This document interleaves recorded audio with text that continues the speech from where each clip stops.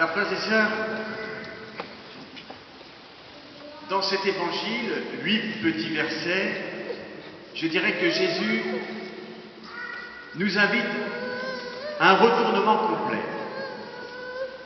Vous voyez, Jésus parle de sa mort et de sa résurrection, et puis les apôtres, eux, de leur côté, eh bien, pour le dire un peu trivialement, ils planent complètement. Les apôtres, ils discutent.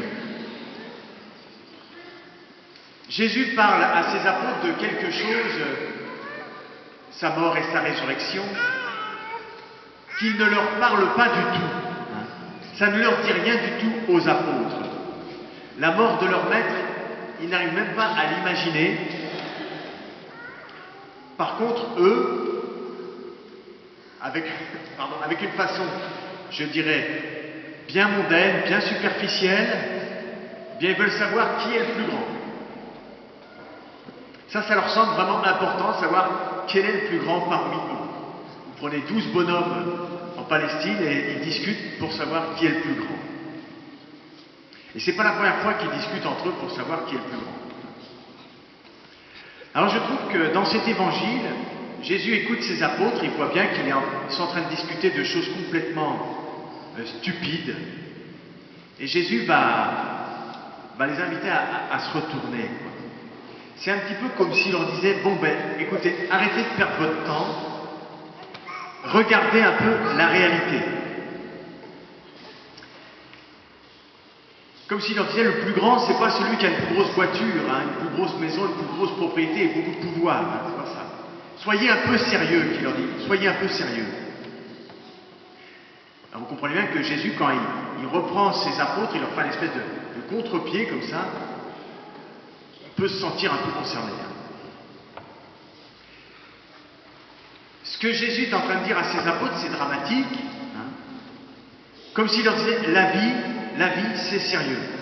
La vie, c'est sérieux. Il ne faut pas passer à côté. Vous voyez, aujourd'hui, on va baptiser Sacha et Célian, mais on souhaite que leur vie la prenne au sérieux, qu'ils la vivent pleinement, qu'ils ne passent pas à côté de manière complètement superficielle.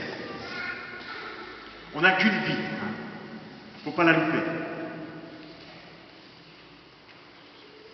Alors, vous voyez, pour cet évangile, me faisait penser à 2 personnes que j'ai rencontrées cet été. Vous savez, dans le bulletin paroissial, j'avais demandé à mes paroissiens, n'hésitez pas à l'inviter, je serais très heureux de venir vous rencontrer. Alors, il y en a qui m'ont invité, qui sont des paroissiens, j'allais dire, mais que j'ai jamais vu à la messe. Alors, c'est leur conjoint en général qui m'invite. Et j'ai rencontré des personnes qui m'ont semblé des très belles personnes, des très grandes personnes. C'est des personnes dont vous n'entendrez jamais parler à la télévision, qui font pas la une dans les journaux. Pour moi, c'est des personnes, en l'occurrence, 2 personnes, je pense en particulier, qui ont eu la vie qui a été brisée, profondément brisée. Des souffrances incroyables, dont ils m'ont dévoilé quelques reflets. Et c'était des personnes qui, malgré ces épreuves énormes, avec l'aide des médecins, avec l'aide des psychologues, et puis avec le soutien du bon Dieu, étaient restées vivantes et se tenaient encore debout à travers toutes ces épreuves, comme elles pouvaient de leur mieux. Alors moi je me disais, moi à côté je suis tout petit, je me trouvais très humble, enfin je me disais, qui suis-je pour dire quelque chose à ces personnes? Je n'avais pas grand-chose à leur dire d'ailleurs.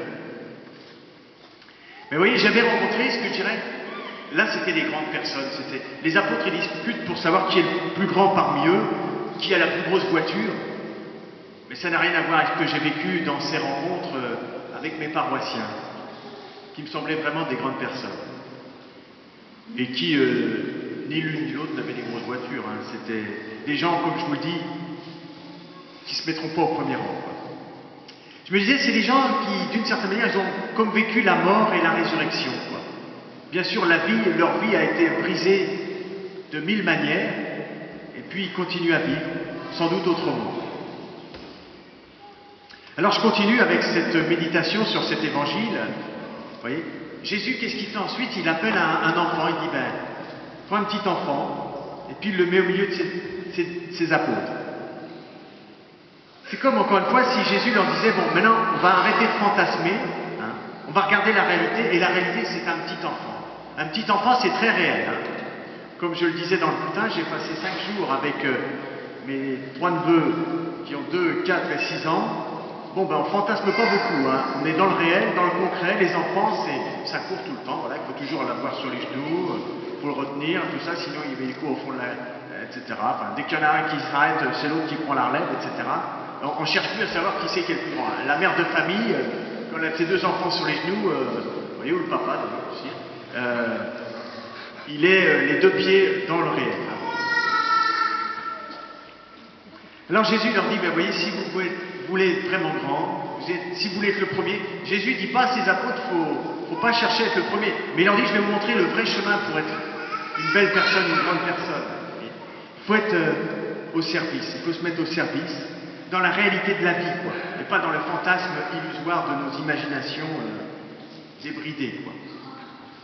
Aussi humble et aussi peu glorieux le banal quotidien puisse-t-il nous apparaître, Jésus nous dit, c'est là que vous pourrez grandir en réalité. Plutôt que de perdre votre temps et votre vie dans l'illusion, encore une fois, de fantasmes irréels. Voilà, je conclus, je dis, voilà, Seigneur, apprends-nous à grandir dans le réel de notre quotidien, vraiment, en étant attentifs, non pas à nos idées, mais au concret, à celui que nous pouvons aimer, à droite, à gauche, et peut-être que ceux qui ont la chance d'avoir des petits-enfants, eh ben, ils voient tout de suite qui ils doivent aimer, mais chacun de nous, nous pouvons voir qui nous pouvons aimer. Amen.